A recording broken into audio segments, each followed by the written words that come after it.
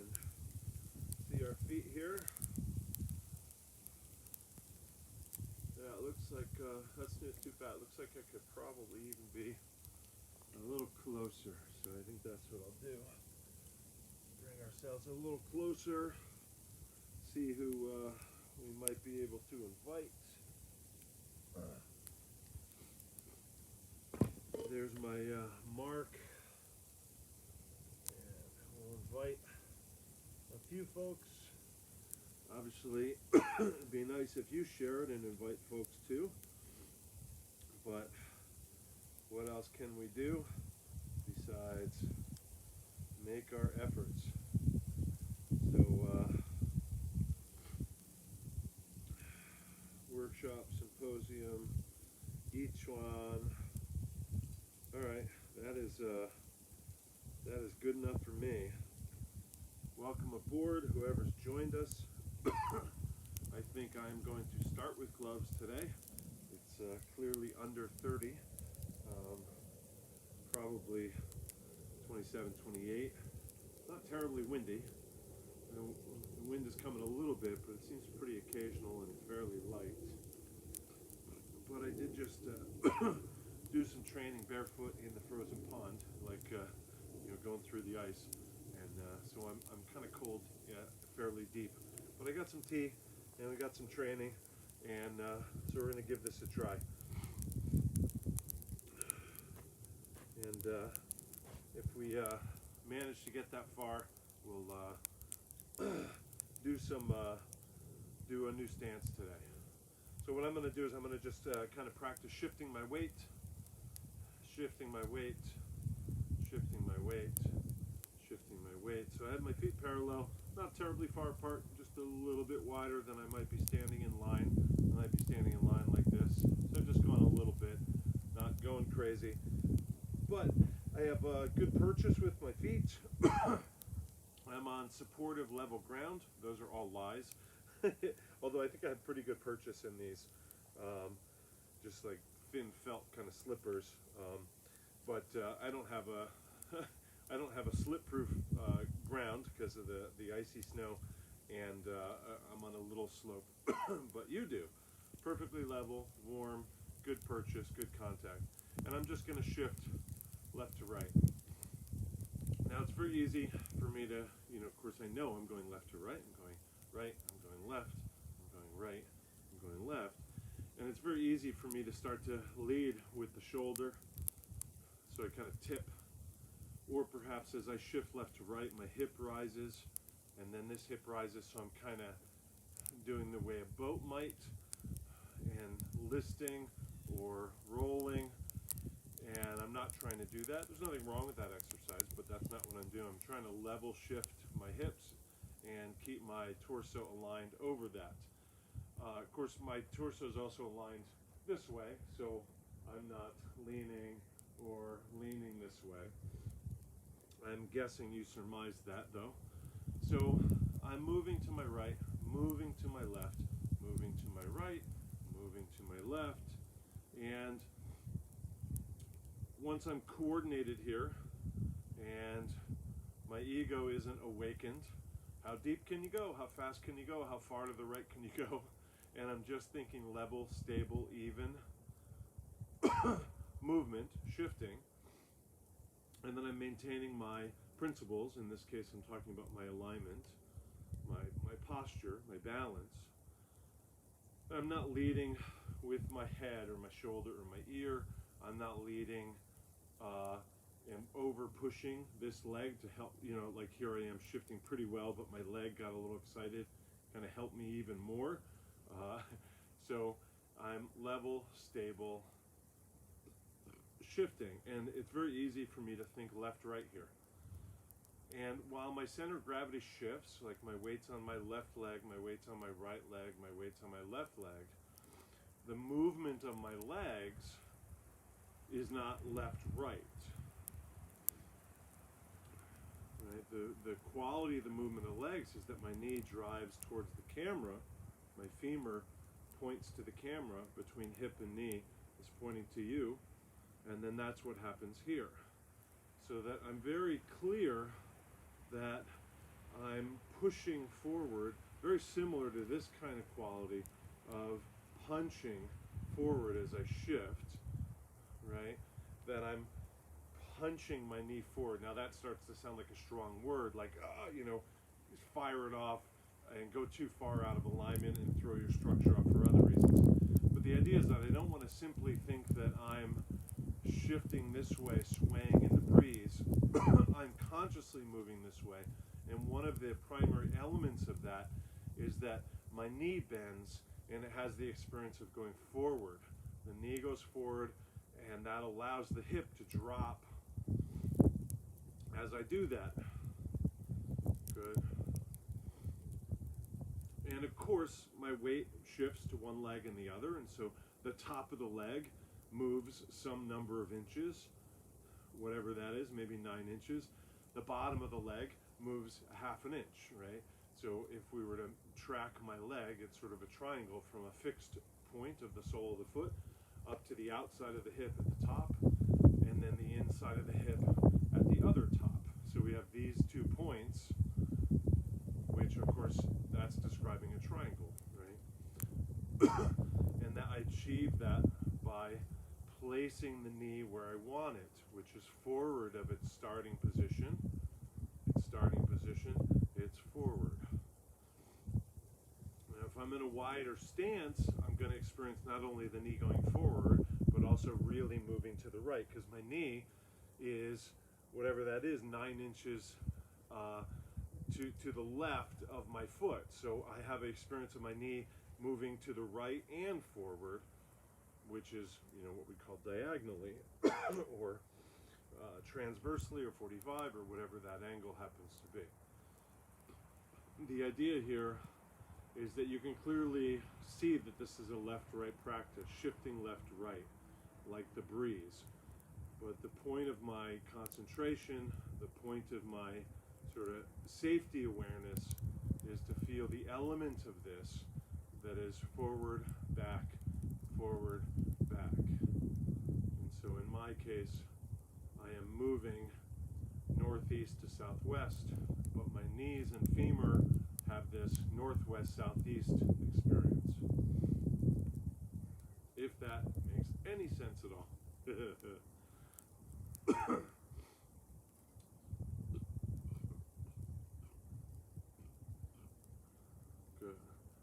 And now I'm just going to open this foot so I'm into that back stance that we practiced before, and I'm going to shift, and then I'm going to turn the trunk, shift, turn the trunk, shift, turn the trunk, shift, turn the trunk, shift, turn the trunk, shift, turn the trunk, shift. So again, we get into that knee femur tracking, but I have 2 different tracks, right? I have my northwest track and my southwest track for my 2 knees. And I'm working on not collapsing this unweighted knee, so I have a bit of that experience here, which you might feel as a stretch in here, particularly if you're deeper or longer or both, or really emphasizing the turn and the non-collapsing femur. And of course I'm tracking my weighted knee here, right? And you can see my iPhone shaped you know, tumor, I guess. So here, shift, turn, shift, turn. I can turn back and move over here, turn to it, turn back here, turn to, turn back, and turn. And the idea is to kind of experience this stance with my weight here and my torso here, and also experience this stance with my weight here and my torso here. And then I could come back this way, and I could return and come back. This doesn't really matter. It might matter to you depending on which stretch you want more of. And then the same thing here. Experience this stance with my weight here and my torso here, as well as my torso here. I'm describing this in terms of 90 degree. Your torso might just get 70 degrees and then 60 degrees. In other words, not a full northwest, southwest. That's fine. Same thing here. I might not exactly face that foot. I kind of off a little bit, and when I turn back, I can't turn fully back to camera without my knee collapsing, and that's fine. So that's how far I go. Very simple practice. I could spend a bit of time here and work on these stretches, being careful not to collapse.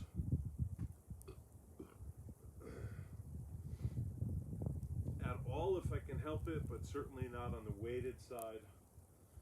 And again, I get into that shifting here, so I can check in with myself. Am I kind of shifting from my upper body here, or am I shifting well?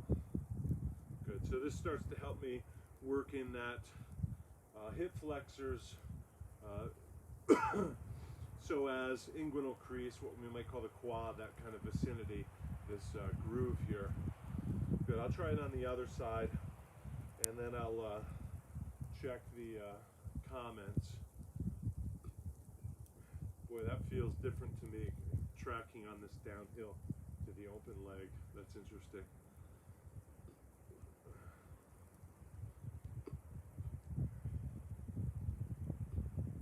So I kind of keep changing how I'm doing it, and you can follow along, and you can also find the version that works for you. I'm just doing this as a warm-up. We learned a version of this with, weight bearing, where we were doing it as a strengthening, where every kind of front back we go a little bit lower, holding weight, and really work on strengthening that. It'd be cool if you guys can see the snow in the background, or maybe in the foreground. I don't know what kind of contrast this will show up as. So I'm going to have a sip of my tea. I got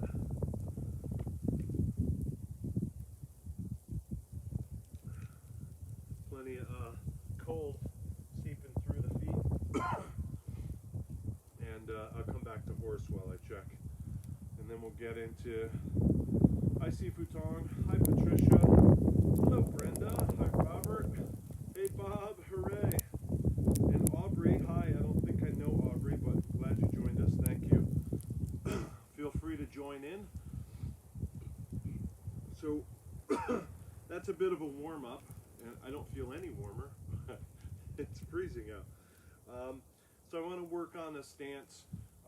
Like most of these stances, there's a number of different variations, including names and specific details of how the stance is done. Like we were doing the 7-star stance the other day. Some people might call that a Tunbu stance. Not how I learned it, but I can see where you could describe that as a swallow stance. I learned the swallow stance a little bit differently. So this isn't me arguing for, here is how this stance is done. I just want to get people up off the couch, doing a little bit of moving. If you have a Sifu or sensei or what have you, coach, and they tell you, here's how we do this stance, and of course they have all their great reasons, do it that way, great. If you're in the right place, you're going to be doing good stance. So this isn't meant to be like a comprehensive description of each stance. It's really just trying to get you up. So today's stance is going to be what we call an empty stance. So I'm nearly without weight on one leg. So I guess what I'll do is I'll do it facing you first. So I'm going to shift, track the knee and femur. I want to get to I get like a frozen lumpy spot there. That was going to feel pretty weird. Where's gonna work? Yeah, okay, that should work. So more or less facing camera. And so I'm going to shift my weight, track the knee, standing upright, and I'm just going to place the ball of my foot on this leg, which I'll probably refer to as unweighted, and I'm placing the ball of the foot right next to the arch of the other foot. Good. So often what people will do here is when they shift their weight, their knee is bent, and then when they try and bring this up to have it just sort of float, to help, people will straighten the other leg, which kind of gives room for this to hang, rather than kind of folding this enough so that it can sort of lightly rest. So something to watch out for. Probably hard for me to video at this range. Once again, Facebook, as far as I know, doesn't allow me to use any kind of headphones, microphones, so the volume is what the volume is. If somebody could tell me what device to do or what setting to change that would allow it, that's great. Usually I film with Filmic Pro and AirPods Pro, and but I can't live stream that way. But it does let me use you know, a headphone, so I don't have to yell, and some excess noise from around us is settled down, like the wind. But anyway, we get what we get, at least so far. I've never gotten any advice for, you know, just buy this adapter or whatever, and Facebook Live works.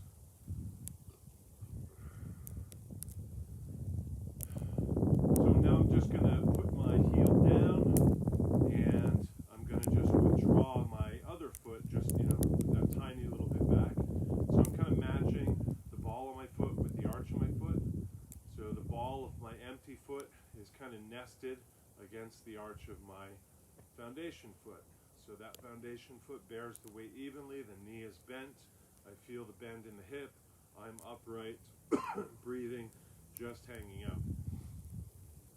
So I learned this in a couple different versions. I'll probably just run through them so you can see the variations and you can settle in on one that you like. But I just want to kind of just spend a couple moments here and enjoy the feeling, warming my feet, and watching the snow over the meadow here.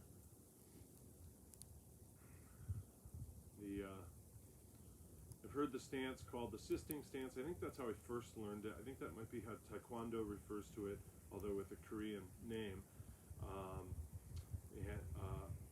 I've heard it called the T-stance. Not T-stance isn't a phrase I'd use to describe this. It would describe a different stance. I've heard it called the nail stance, like nailing something in, particularly when it's done in a specific variant. But here is what we have.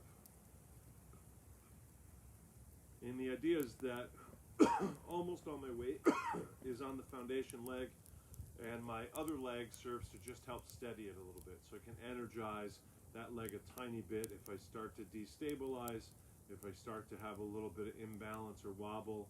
This leg is kind of there as a, right? Like you might, for example, descend stairs or ascend stairs regularly and just kind of have your hand on the railing, but you're not somebody that uses the railing to help you up. But occasionally, if that's what you do, occasionally you'll just energize that hand. You'll tighten the grip, pull with the arm, extend with the arm, depending on what you need. So you're kind of in position to help the balance. Normally you might not need it, but when you need it, you really just sort of change the quality of the hand, because you don't have to look for the support. You don't have to blindly reach and or take the time to move the hand. You just sort of change the quality of the arm or the hand or fingers or palm or all of the above or some combination, and then you have that balance. This is kind of what people do when they ride the clutch when they're learning how to drive standard, which is not good for the clutch, but they kind of have that sort of ready position, but it's overly activated and you can damage, I guess you will damage the clutch. I think you burn it out. But the same kind of idea here. So I want to feel that this leg is perfectly in position, not really doing too much, but here now I've stood for, I don't know, a couple minutes. Maybe here and there I kind of just use that a little bit to steady myself. But most of the work is in this leg. So it's very similar to us doing the 7-star stance or the Jinji Dooley stance or the cat stance, where we have that kind of empty stance sensation. But interestingly here, if you go too far out of balance without looking for correction, you're likely to use a lot of back or abs, or you're likely to use those back and or abs sort of violently, like, right? And most people then throw their arms out to kind of help. Or if you start to lose it too much in here, you just step to find it. Because your saving foot or assisting foot is so close to the serving foot that if I go too far out, this isn't really going to help me too much. So we want to try and use it lightly and more often, rather than try and not use it at all until you're in trouble, and then you speed up, or you rapidly tighten your abs in your back, or rapidly squat or step, or some combination. I want to feel, and this is again an ego lesson, hey, that could use a bit of help. I'm in a stance that's meant to have one foot help the other, one leg help the other. Let me accept that help, right? We have trouble accepting help.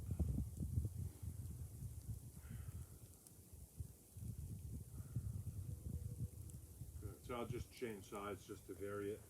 And of course I brought the stick out. If you happen to need it while you're practicing this, you can, as we've done a number of times already, you can certainly avail yourself of extrinsic support so that you're not training your balance here so much as your position, your endurance, and your understanding of the stance. And that understanding of the stance, confidence in it, consistency with it, familiarity with it, may come only after a longer period of time. But you can't achieve the longer period of time if you don't have the balance, right? And it's slow to accrue. And accruing a number of small amounts of stance practice, let's say I do 1 minute a day for 60 days, I may not really learn as much in those 60 minutes of stance practice as I would in one 60-minute standing practice. Just to exaggerate, that's maybe a big number. Still great to do 1 minute a day, for sure, but in terms of coming into a deeper understanding of the stance, having a consistency of the stance, having a real broad and deep familiarity, comfort, and confidence in the stance, having a chance to spend a bit more time in it than the least is going to help you reach that sort of relationship of familiarity and confidence. And if the way to achieve that is to use some external support, like please do. Once you've done that and you want to work, without the support, that's of course fantastic, and that's how it's traditionally going to be trained. And now I'm clearly working on my balance. But the thing that's helping me work on it is the stance that I'm comfortable, confident in, I'm very familiar with. So now I have the support of the stance to aid me in my stance training.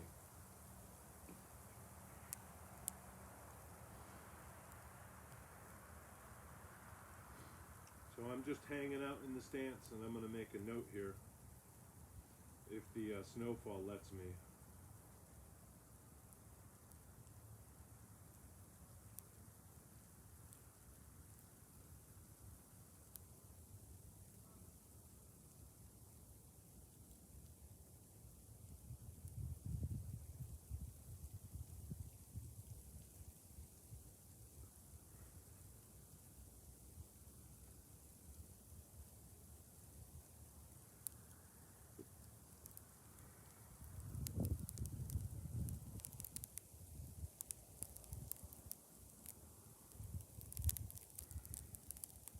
Trying to make a few notes every time here while I go so that I can more clearly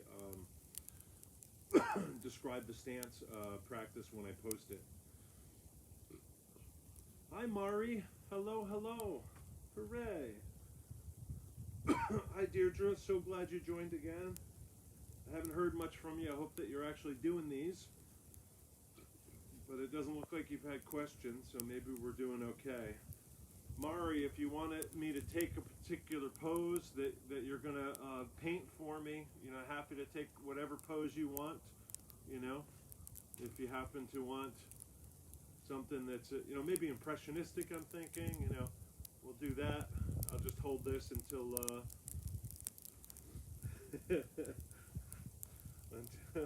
until you've painted my likeness.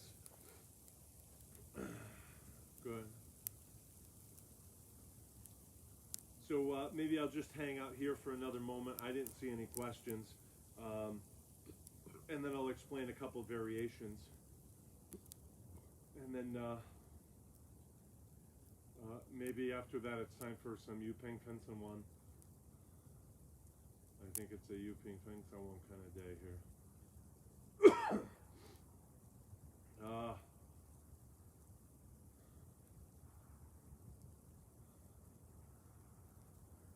I've started a new daily live stream as well, and without talking, trying to post silence, practice live stream it in silence, and then post it, with actually any audio edited out, if I can remember.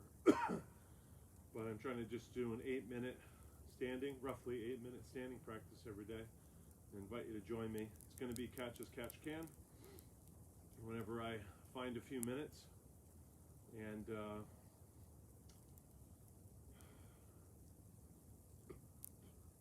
we have an actual standing class every Thursday at 11 a.m.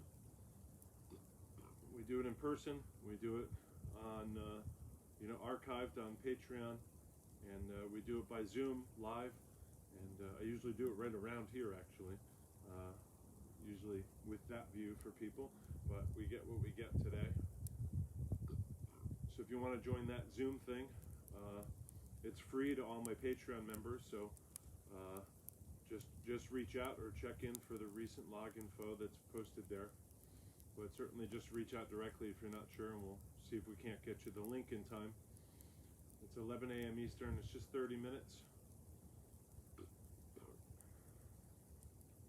Good. So we'll try and do, I don't think I would want the beaver stick still. So we'll do a couple different versions now. And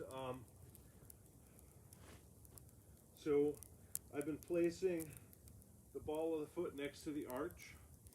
So the next way I want to do it is I want to place the, this will be harder to describe, I think, but I want to place the empty foot, I want to place its big toe next to the big toe of the other foot, but just behind. So my unweighted foot does not extend quite as far as my other foot. And generally, people will find that there's a slight fit of those two. So if this is my big toe on my weighted foot, and this is my big toe on my unweighted foot, here it was near the arch somewhere, it's not going to slide up like this. It's going to transition to about here.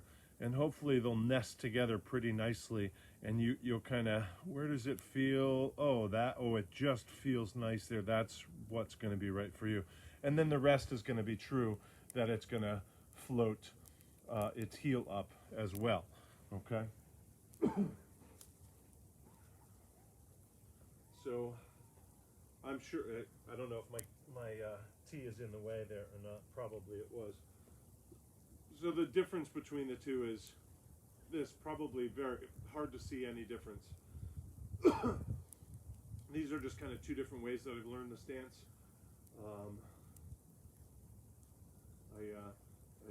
I did it more this way in Tai Chi Chuan and more slightly forward in Gong Fu, but essentially serving the same role.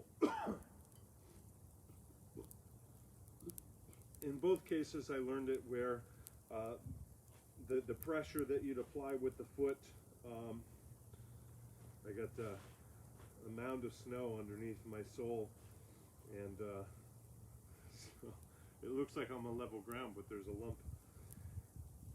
Both of these I've learned it with sort of even pressure of the empty foot to rebalance, meaning kind of the ball of the foot expresses.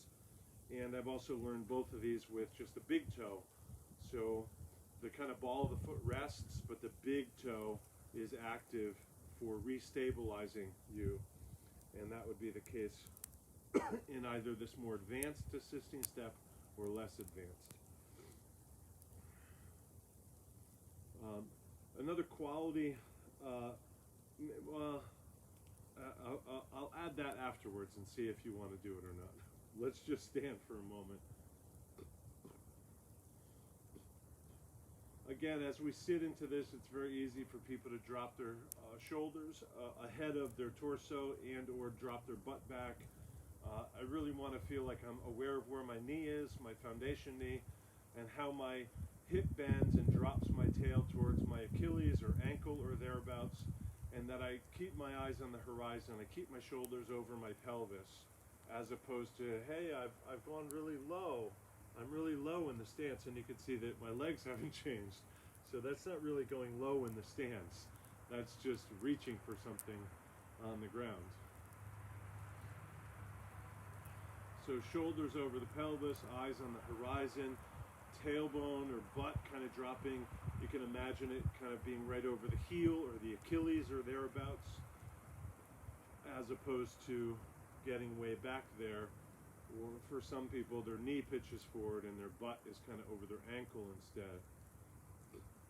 I don't know if I'm being too loud or not. Maybe it's quiet enough I can be quieter. Let me know, please, if you can hear me okay. What I found is that I can post-edit these and bump it up about 20%. But I don't know if that really makes any, functional difference to anybody. It takes a lot more of my time. I don't mind doing it, but I don't know if it needs to be done. So here I am begging for feedback again, knowing I won't get it.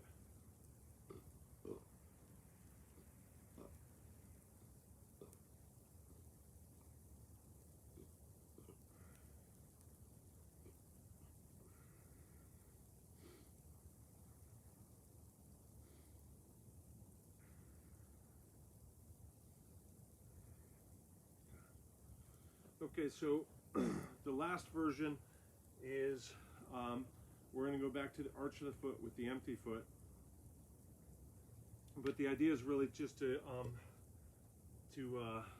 have the foot flat, so from toes to heel is flat, as opposed to that kind of sprinter shape where you have the extension in the toes, and the line from the heel to the root of the toes is flat, but from the root of the toes to the tip of the toes is going off in a different direction. And so this kind of keeps, think like a ballerina standing on the toes. We keep the foot flat in this one, and so the tip of my toes is are touching the ground. Generally, this is only the big foot that's, the big toe that's touching. We just had a hearing of Bigfoot there. Usually you have a sighting of Bigfoot, but we just had a hearing of Bigfoot. So the practice here is, most people will find this one harder. This is the one that I heard called the nail stance or nailing stance. And I want to kind of feel like my whole foot is that nail, which will go into the lumbar best when it's perpendicular, right? And that may become harder to do as you go lower, but you'll also tend to tire out those toes much more, and when they get tired out, it hurts, they don't function as well, and you tend to lose the form as you tire out. So for a lot of people, I think the challenge on this is really just keeping the foot flat as if it's in a splint, I guess. And then when you do need it, you energize and you restabilize yourself. But it will tire out quite a bit if you sort of take advantage of that assistant and make it do an awful lot of work regularly. So most people shifting to this, it actually makes it harder on their foundation leg than they thought the stance was, because the truth is, in the other version, they were actually relying on the support, the assistant leg, far too frequently, and perhaps for far too long, or for too much, or to too much of a degree. My brain is freezing, I guess. Now, a little variation that I recall learning in this is that, first of all, it was done quite a bit lower, sort of necessarily. But one of the qualities in this was to squeeze the thighs together, the knees together. Don't just kind of let them be lazy like this, but really squeeze them, keep that straight, and then very much, right, and then very much sink in the sinking, there's shapes to take and so forth, so that you're really in that other leg. So I guess profile is going to help you a little bit more, but perhaps I've described it okay. I don't know how long we've gone.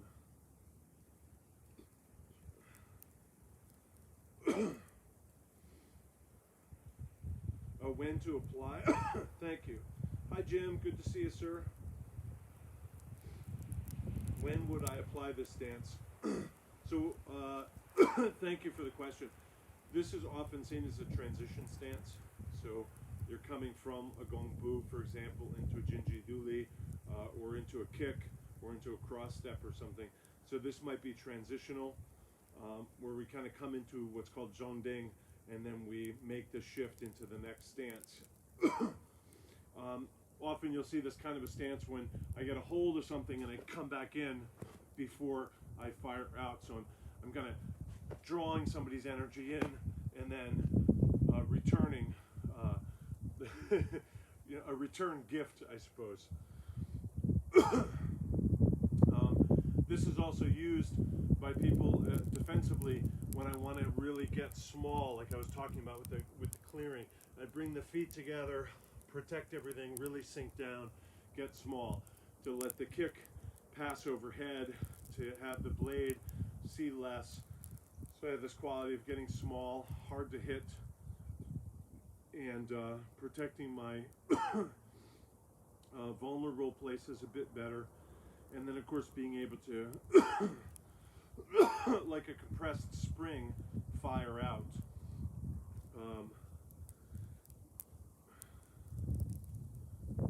But most often you'll see people practice this at a transition step, and they won't teach too much about it. They just sort of pass through. And then the exciting stance, right, is the one that they want to learn and practice and take pictures of. And yet this stance will be a part of their Daolu, but perhaps not a part of their consciousness. I don't really like the idea of thinking about something as a transition stance, particularly because its value isn't just in transitioning, and every stance might be considered a transition stance anyway. So I suppose the only one isn't is if you're standing there in front of a nuclear weapon button, you're not going to transition into. If I just, whatever stance I'm in, if I press this, it's all over. So there's no real transition. I absolutely win the moment I press this. So maybe that stance doesn't have to be transitional, I guess. Thank you for the question. And obviously, write some more if I failed to address it.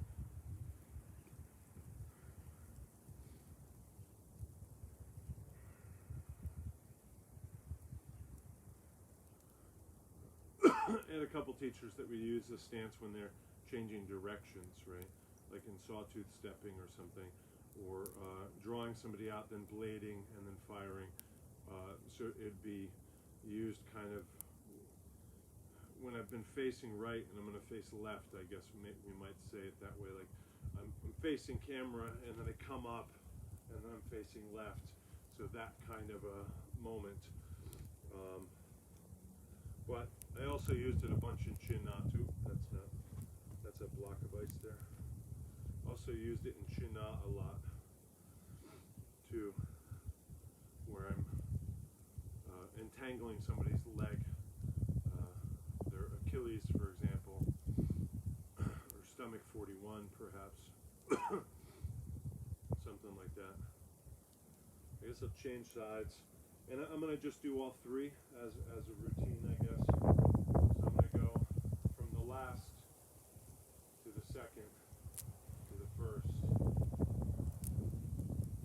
So here I am, back to the arch, and then I'll come to the 4, and then I'll come back to the arch. Nail stance, assisting stance forward, assisting stance, bubbling well. Nail stance, assistant stance, assistant stance. Nail the other side. Nail. 1, 2, 1, 2, 3. So my guess is that getting myself in. Hi, Stuart. Not seeing other questions. It looks like I have a few new faces today. I'm not sure who everybody is, and I'm glad you could join us. Feel free to share this. I'm going to just do a little cool down, I guess, because that's what I need in 27 degrees. So exhale, inhale, exhale, patting the outside. Inhale through the nose, patting the inside. Exhale, inhale, exhale, inhale, exhale, inhale, exhale, inhale, exhale, inhale. And I'm going to just practice that version that we did where we're driving the knee forward very loosely, trying to get the yow, the hip, the knee, the ankle, the toes in instep. Try not to cantilever here. Practice that single-legged stance. So I'm very, very loose in this whole leg.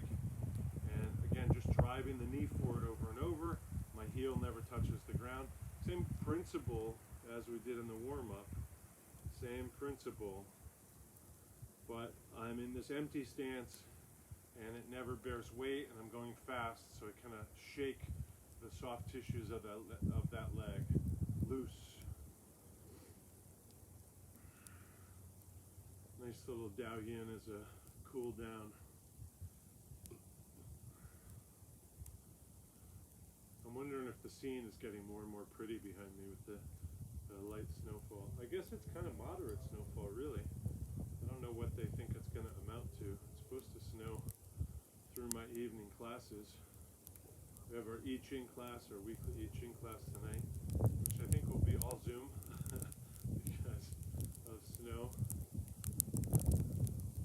Now I have my advanced Tai Chi Chuan class, and those folks have been with me about 25 years, maybe a bit more than that, a long time. That's pretty amazing. Good. Now I'm going to just shake it out off the ground. So I get some lateral shaking, not just fore and aft, and then the same. Good. Okay.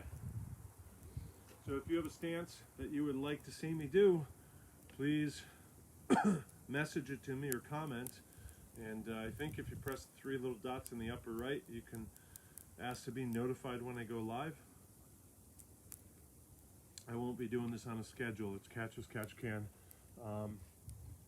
If there's continued interest, I'll try and keep doing it. So I think my plan for tomorrow was T-stance, so twisted stance. So stretch out. Thank you all. Appreciate it.